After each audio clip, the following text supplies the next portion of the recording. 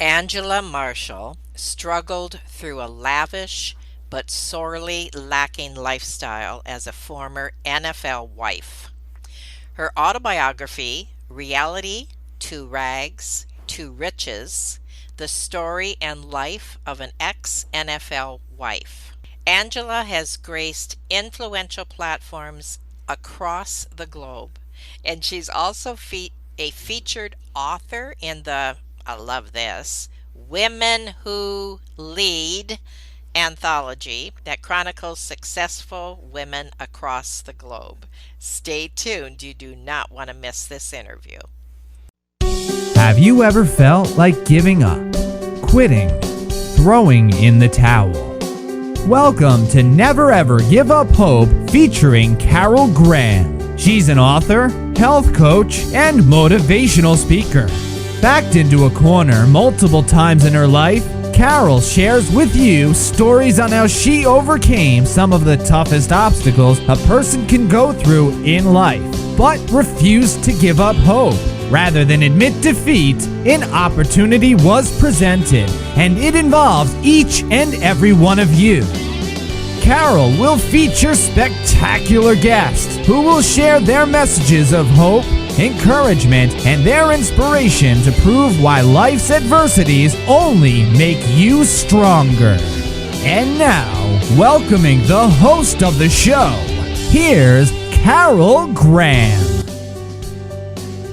Angela Marshall is a public speaker, a professional writer, columnist, best-selling author, creative consultant, ex-NFL wife, and business owner of, in other words, by Stone. Her topics of expertise include, but not limited to, 1. Converting the downs in life to wins. 2. Making positive plays every day. And 3. The scores that do not count. Welcome, Angela. Wow. That sounds like I'm pretty important there, Yeah, I Michelle. think so. So you're going to really enlighten us today, and we're looking forward to it. Absolutely. Thank you again for having me on your platform, Never Give Up and Battered Hope. I have been one who has lost hope and found hope. So I am a very, very good person to have on the show to interact with your viewers and your listeners. Absolutely. First of all, give us some insight as to what your life was like in your previous life, your former life as a former NFL wife.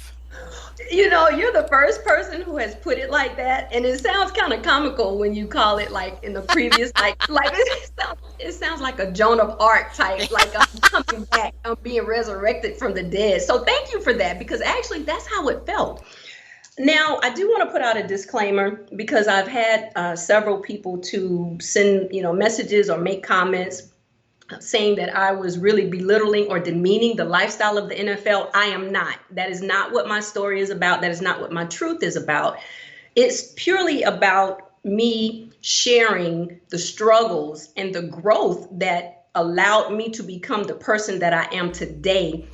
Even through that lifestyle. That lifestyle taught me quite a bit of lessons about myself. One, it taught me to value myself, not value the opinions of others. Because as we all know, in a lifestyle like that, when you're in a bubble and people are constantly looking at you and they're always trying to assess what you wear, how you act, what you drive, who you are. And I mean, it's just like a conglomerate of things to really suppress you. If you're not strong enough mentally, you will allow societal pressures from that lifestyle to eat you up. So with that being said, all my story is about is helping other people understand why it's important to live vicariously through yourself. You know, we see these celebrities and people in positions of power and status, and we think to ourselves, oh, their lives are so much better than ours. And we just put all of these what ifs and these labels and this assessment for how we think that their life is, which it is very great in some regards. Just like, I'm sure there are areas and there's aspects in our lives where we can look back and say, wow, this is really good. But then there's other areas that are problem children. It's not, Right. not like one person's life is any better than the other or without some sort of ups and downs in life. So during that lifestyle, I just learned so much about myself. And the biggest thing I learned was just to love myself. I have a mentor group where I teach women about that word self. And it just means shine, evolve, love, and fulfill. And all of those things are to be directed into your life, what you need to be doing for yourself. That sounds exactly what we need to hear. So just continue. Give us maybe a little example.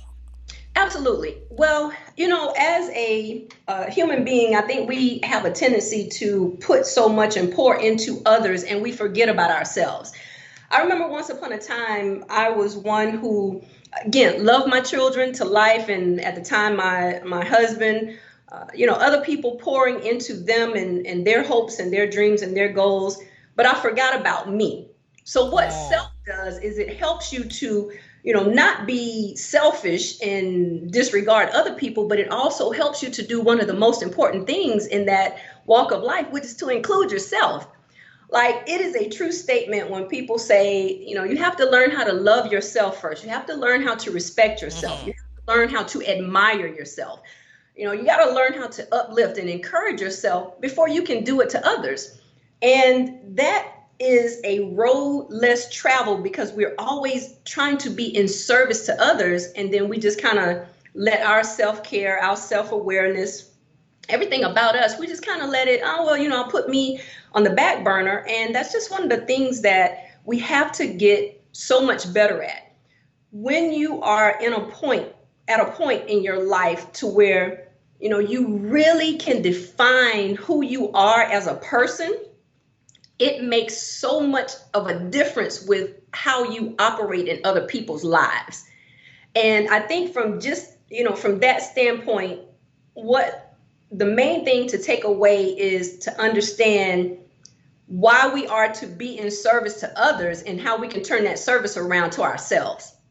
And that's one of the things that I just kind of forgot about, especially in that lifestyle at that particular time. It was just a whole lot of trying to people please and trying to, allow society to tell me how to move, how to walk, how to talk, how to live, how to learn, how to love, just different things that made me a miserable person, which is why I decided, because it's kind of like a spectator mindset, because you're on the sideline a lot Hmm. Okay. watching, you're watching the game. So that's why I'm like, no, no, no, it's time for us to get off the bench and get in our own game of life, as opposed to being, these little spectators and watching other people live this amazing game of life, because life is to be lived, is to be fulfilled, is to be, for you to really learn from losses and learn from lessons and to just be free. Now, that doesn't mean go out there and break laws. I don't want people like, oh, you told me to be free. Because, that's the other side of the coin.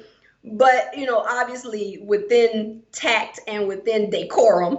But it's just about having a walk in life that you can be absolutely happy with and fulfilled and say, I did this, I did that.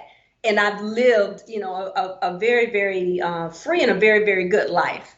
I'm assuming that you had some low points that probably resulted in depression.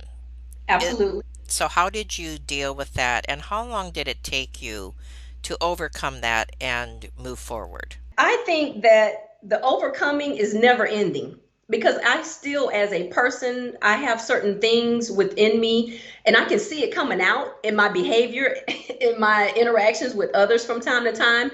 Now I'm getting better at how I allow it to affect me and to affect the person, that I'm interacting with or whatever I'm doing. But I think for me, Miss Carol, I think it's just like a never ending process because I'm always growing and I'm always trying to get better.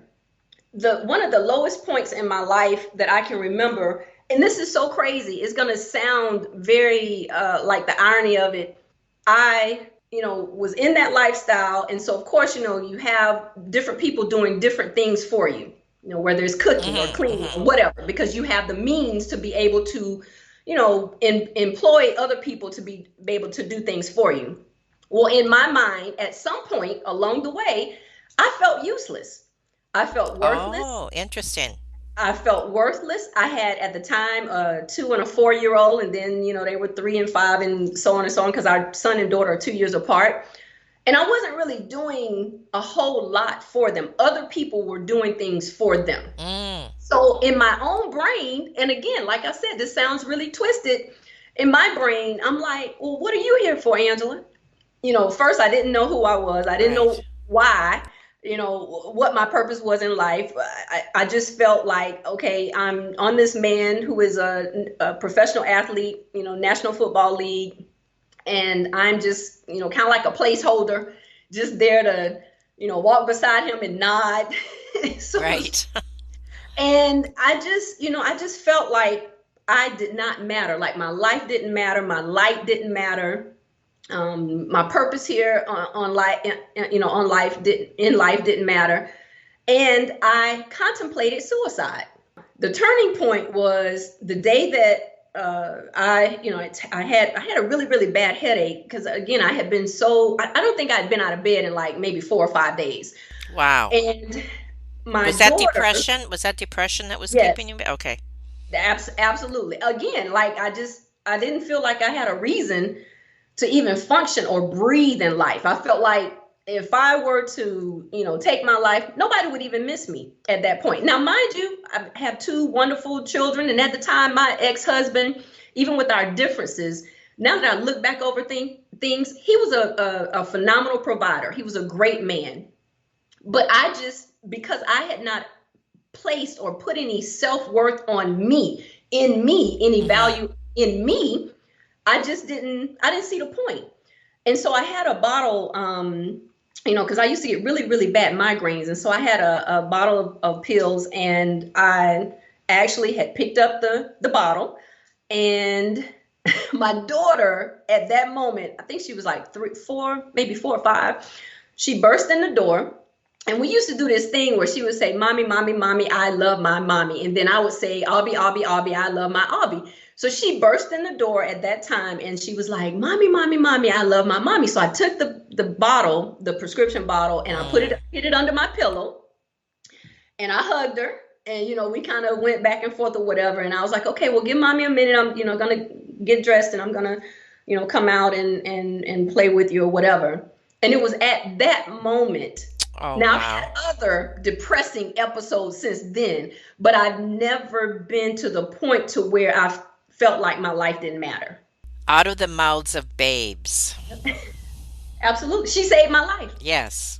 Yeah, yeah. My 4 year old daughter saved my life, because I mean, I had no will. There was nothing left in me again that said you matter, until she came in at that point, and whatever it was within that hug and that embrace, and hearing her voice, and hearing the memory coming back from the us going back and forth with that little song that we would do from time to time, it just gave me life. It kind of reinforced to me that Hmm. no, those were lies that I was hearing and that I was telling myself mentally and emotionally, that I didn't matter, because there's one reason right there. Now, I knew there were reasons, don't get me wrong.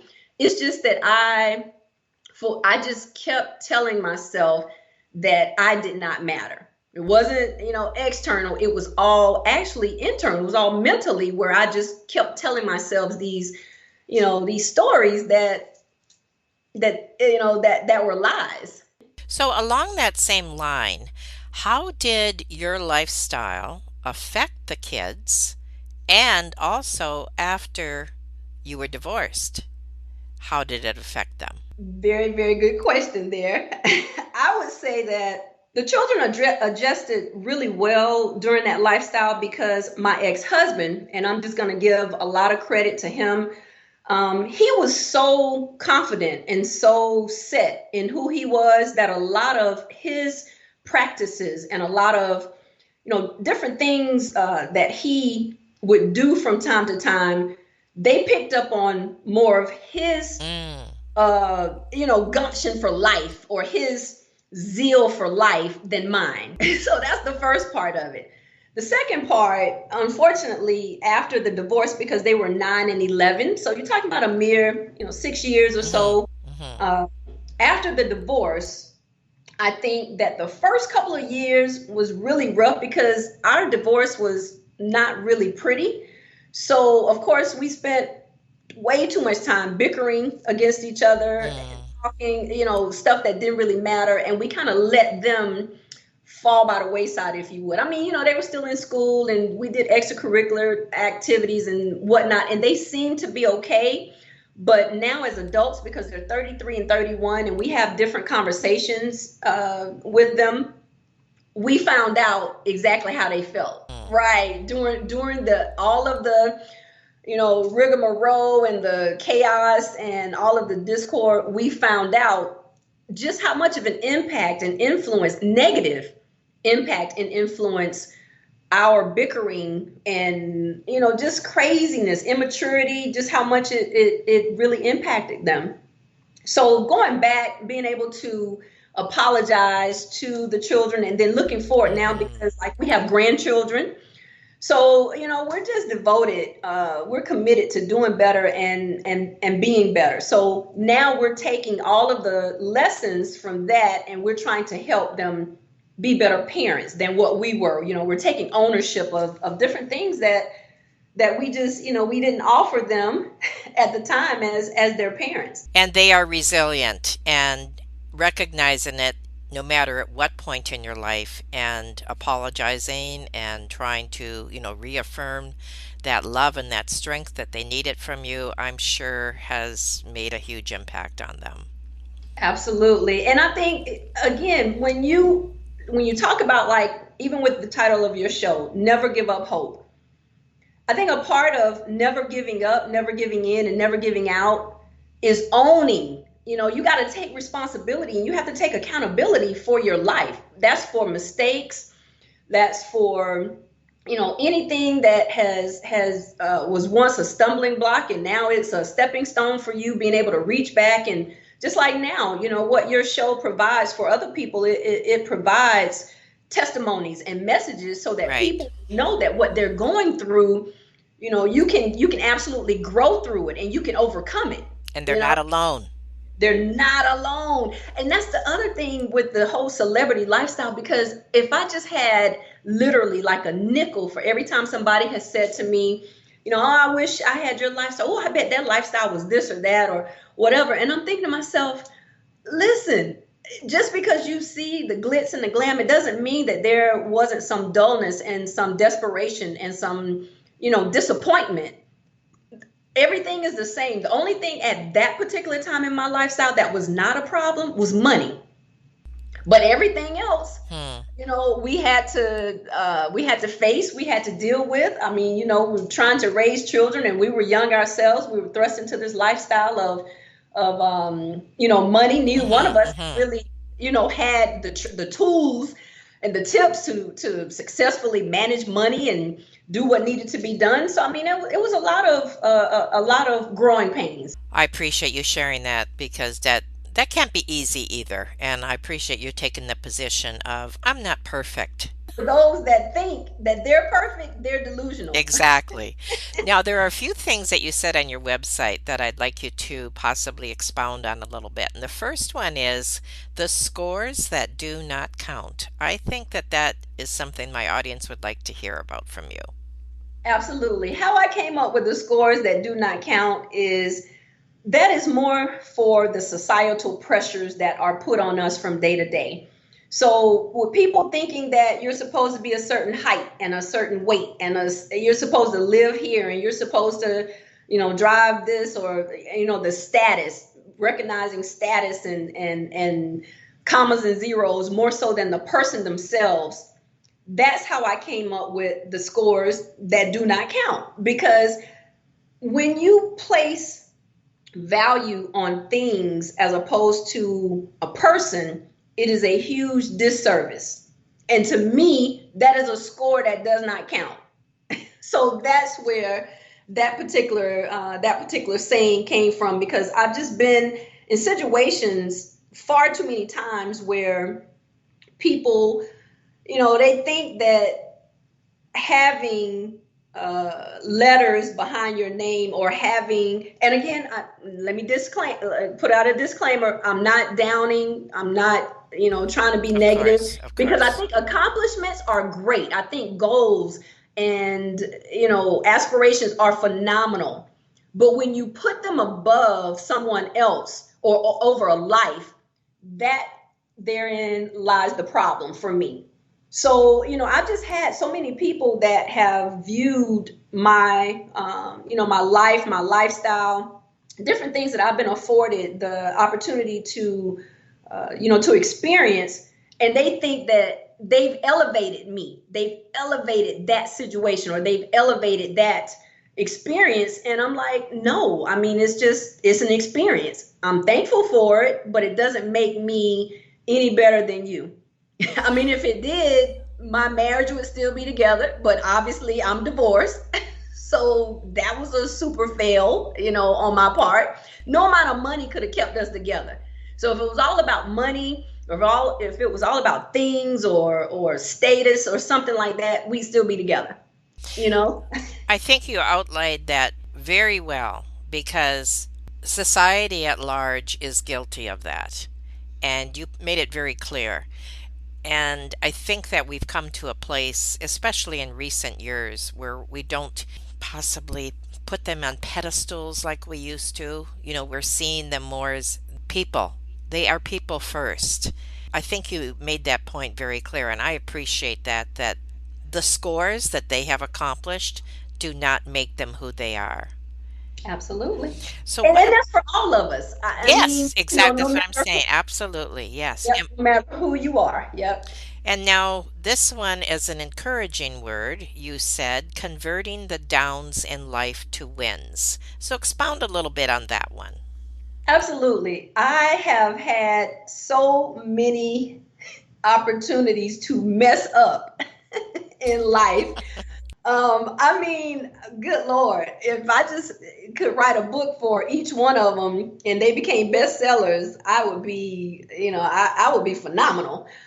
So I figured converting the downs in life to win, and of course that stays along the line with my, with the NFL thing, with the marketing scheme for my whole Mm-hmm, platform. mm-hmm, But converting downs in life to wins is like, when you're in a play setting, and you trying to convert on 1st and 10th, or 2nd and goal, or you're trying to make a touchdown or whatever. mm-hmm. Even if you fail, if you don't convert at that particular time, you have another play and another play and another Good play, point. as long as you don't give up hope. Let me just say that you have as many plays as it takes, as many downs as it takes, for you to convert those downs in life to wins. And I've just had situations that in my life that have come quickly, where I see the fruits of my labor. And then I've had others where, it takes a little longer. And so when I talk to people about converting the downs in life to wins, that's just anything that they're faced with, anything that comes within their life that has knocked them down. But it doesn't have to knock you out. Get back up and get back in the ring, or hold on to the ropes in the ring until the very last minute. So then Good that way analogy. Yes. that way, you're still in the game of life. Don't ever let it take you out, because I just feel like as long as you have breath in your lungs, and you're able to mentally, comprehend, and then put that in action with some sort of physical ability, or works or actions, you can win. You can turn around anything in your life with that type of an attitude. Period. You are absolutely correct, period. Now, what we're going to do is we're going to take just a very quick 30-second break. And when we come back, I want you to share about your business, in other words, by Stone. I'm really intrigued by that. And also what you can offer the audience today, because I know your book is out there, and who it might appeal to and what you can offer. So we'll be right back. Carol Graham would like to show you the path from misery to miraculous triumph in her fast-paced memoir, Battered Hope. She relates her determination to succeed as someone who experienced one horrendous nightmare after another. Gang raped and left for dead, loss of a child, husband falsely imprisoned, and cancer. Nothing could break her tenacity or faith. No matter what you face, heartache, loss, suffering, or injustice, Carol will illustrate how she became a victor the same way you can. The secret is to never, ever give up hope. Order your copy at Amazon or batteredhope.blogspot.com.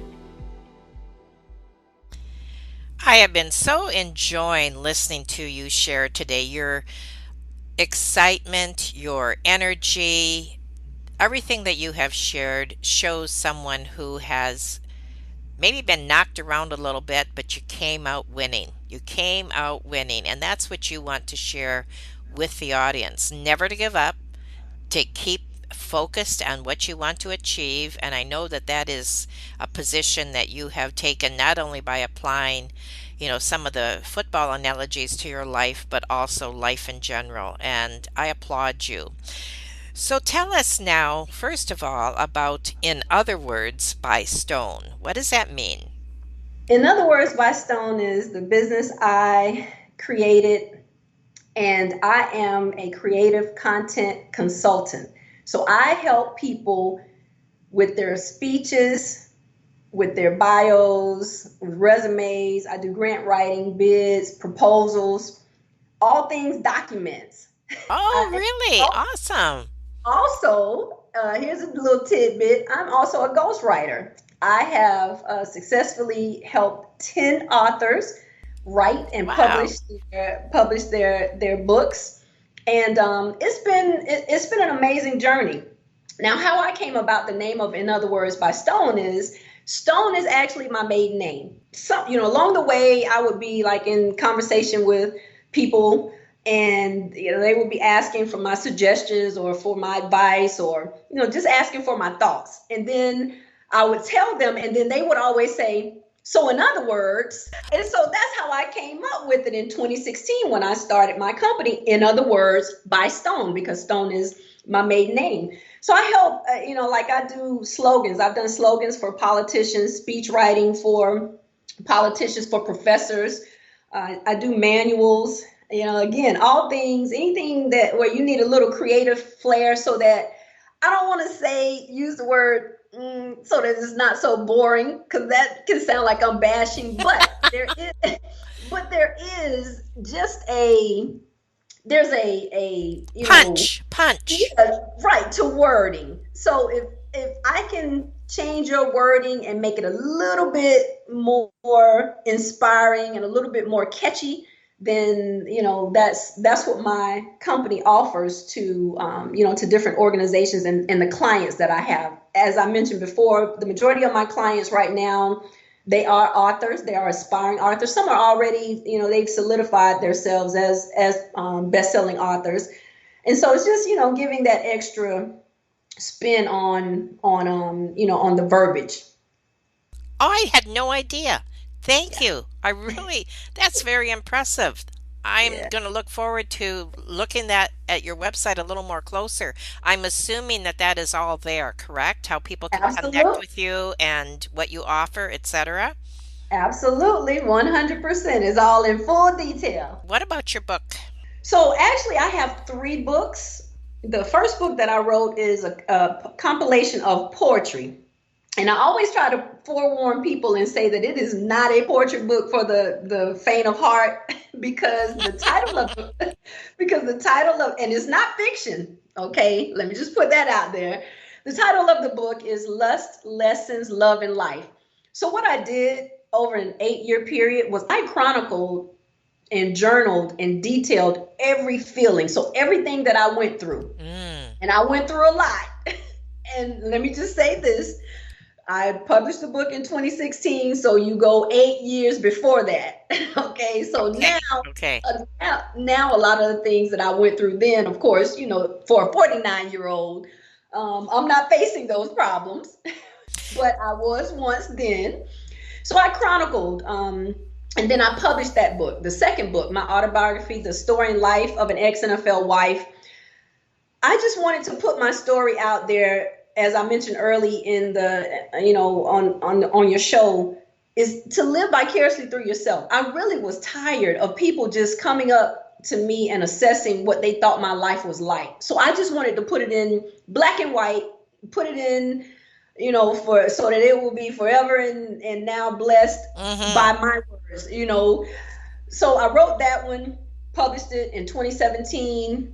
It circulated, got a lot of traction, and then I was asked to be a featured author in the third book that you mentioned, which is Women Who Lead Anthology, by phenomenal author, entrepreneur. She's a professor as well, that saw a little spark in me and asked me to join about 30 other women across the globe to tell their stories. And that my chapter in her book is actually from NFL wife to entrepreneur life. Excellent. And they will all be on your page notes so people can tap into them, purchase the books, have a good look. You have shared so much today in so many different areas, actually, but enthusiasm, that's your middle name, and I appreciate that.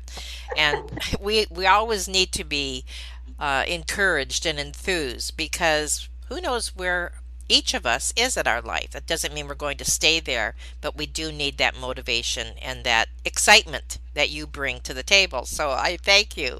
Now, is there anything to summarize that you would like to capsulize or to share?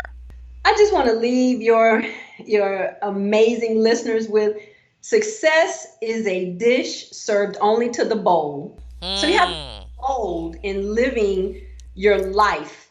You have to be aggressive. You have to be intentional. It has to be on purpose. And what that success looks like, only you can define it. Success for some may be starting a business and making this amount of money. Success may be just being a good person, a good human being, a good mother, a great husband, a great wife. Whatever that success looks like for you, just understand that it's only going to be given to you if you are bold. So you have to be, you got to be dedicated, and you have to be committed to the life that you want, to the love that you want, to the light that you want to illuminate in this world. So if I had to leave with anything, that would be it. Be bold. Well, you're preaching to the choir, girlfriend. I hear you loud and clear. Well, thank you again for being on Never, Ever Give Up Hope. You have inspired us, and I'm excited to see what else you're going to come up with and what other books you might have. Is there anything in the making out there? Yes, absolutely. I am working on a compilation that is going to be titled Sentiments by Stone. And what that's going to be is just all of the, like what I just shared with you, success is a dish served only to the bold. All of the inspirational sayings that I have come up with over the last few years, I'm going to put them in a book, and then I'm going to expound on them just a little more. Yeah, just a little more. So I'm definitely excited about that. And thank you for being on Never, Ever Give Up Hope. Thank you for listening to Never, Ever Give Up Hope, featuring Carol Graham. Did you know that most people succeed because they are determined to? Quitting was never an option. Carol loves your comments and will respond to each one. So please subscribe and review this podcast. A rating of 5 stars would be outstanding and appreciated. Remember, if you are still here, there is always hope.